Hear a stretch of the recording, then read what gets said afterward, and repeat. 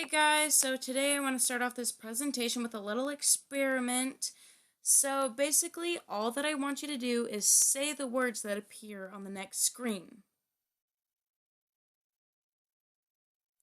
So you have blue, red, and violet. So why am I wasting your time with this easy task? Well, let's make it a little bit more difficult. For this next part, I want you to say the color of the words on the next screen. Did you get green, blue, and yellow? You might not have, and that's okay. Or maybe you did and you're an intellectual and you're weird. But let's go back to the fact that you probably didn't get it right the first time.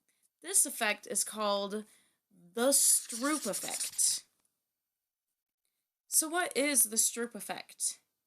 Basically, the Stroop effect is the idea that more time is required to state the color of a word that is incongruent with the word itself. So basically, it's easier to say that this word is blue, but it is harder to say that this word is red.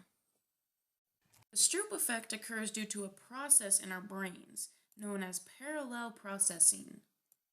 In a study done in 2000 titled Interdimensional Interference in the Stroop Effect, two researchers known as McLeod and McDonald described parallel processing as the idea that the input information, or in this case, the word itself and the color, is received at the same speed, but the stimulus input of one dominates that of the other. So while I was learning about parallel processing, I asked the question, how does aging affect learning and the Stroop effect? Before I did any more research, I decided to make a theory of my own, and it was this. As one ages, the Stroop effect becomes more prevalent due to age-related decline in inhibition processes. In a study conducted in 2003, titled Stroop Interference Practice in Aging, three researchers, Davidson, Zaks, and Williams, compared the reaction times of two different groups of people, older adults and younger adults, doing the Stroop test. This experiment found that as one ages, they experience a greater magnitude of Stroop interference, but rest assured, with practice, older people can greatly improve their response time and accuracy. In a study conducted in 2000 with researchers Elaine and West, with an experiment titled Age-Related Decline in Inhibitory Control Contributes to the Increased Stroop Effect Observed in Older Adults, there were two groups of people, 12 older adults and 12 younger adults.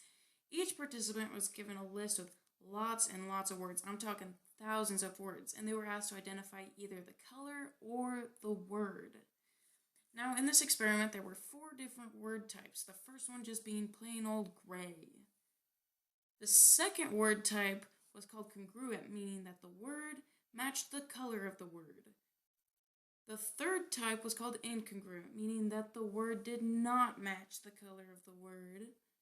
And the fourth type was neutral, meaning that the word had no relations to any color in the color spectrum. At its conclusion, this experiment proved that several factors associated with age caused the Stroop effect to be more evident in older populations. So, the last 2 experiments proves the theory that I made to be true. But how extensive is the difference between healthy older adults and older adults with cognitive disabilities? In an experiment done in 2002 called Cognitive and Neuropathologic Correlates of Stroop Color Word Test Performance in Alzheimer's Disease, it was found that Alzheimer's patients produce significantly larger Stroop interference effects than normal control patients, and it was also found that level of dementia severity significantly influenced performance. So, that being said, I'm ready to give you all my question. Do you think that the Stroop test could potentially be used to diagnose severity of cognitive disability in older adults?